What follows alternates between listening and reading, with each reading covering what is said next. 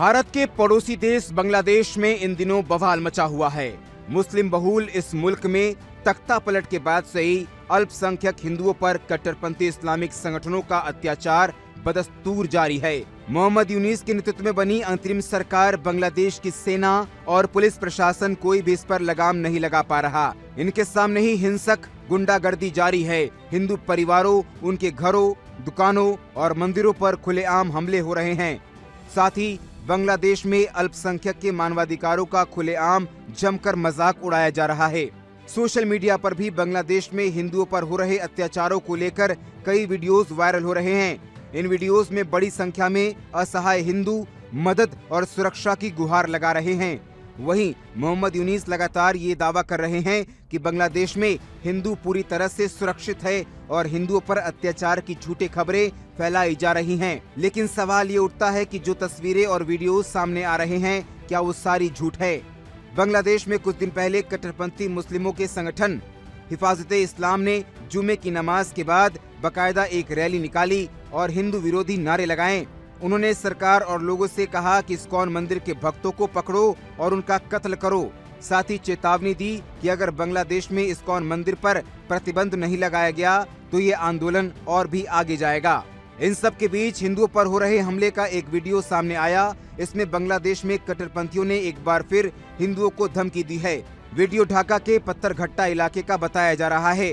Video में 3 कट्टरपंथी हाथों में तलवार लिए दिख रहे हैं और कह रहे हैं कि इस्कॉन की कोई गतिविधि या कोई भी हिंदू दिखा तो उसका गला काट दिया जाएगा। ये पूरा घटनाक्रम शेख हसीना के सत्ता से हटने के बाद से शुरू हुआ तो थमने का नाम ही नहीं ले रहा।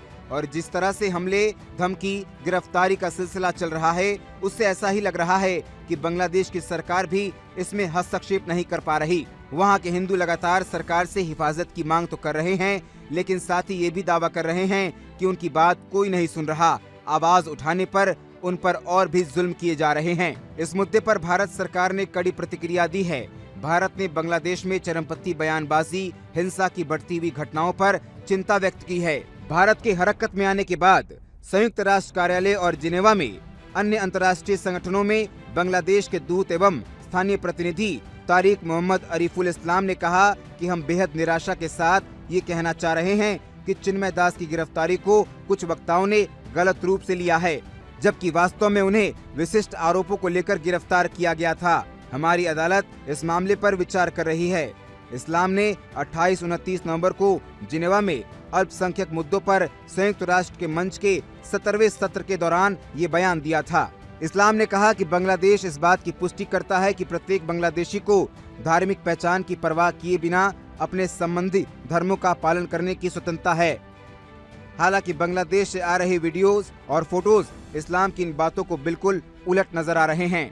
साल 1971 में बांग्लादेश जब पाकिस्तान से अलग होकर एक नया देश बना, इसने खुद को एक धर्मनिरपेक्ष, समाजवादी और लोकतांत्रिक देश घोषित किया था, लेकिन वो ज्यादा समय तक धर्मनिरपेक्ष नहीं रह पाए और 7 जून 1988 को उसने संविधान में बदलाव कर खुद को इस्लामिक राष्ट्र घोषित कर दिया था। 1971 में वहां हिंदुओं की संख्या 20% से ज्यादा थी, लेकिन वक्त बीतता गया, हिंदुओं का पलायन जारी रहा।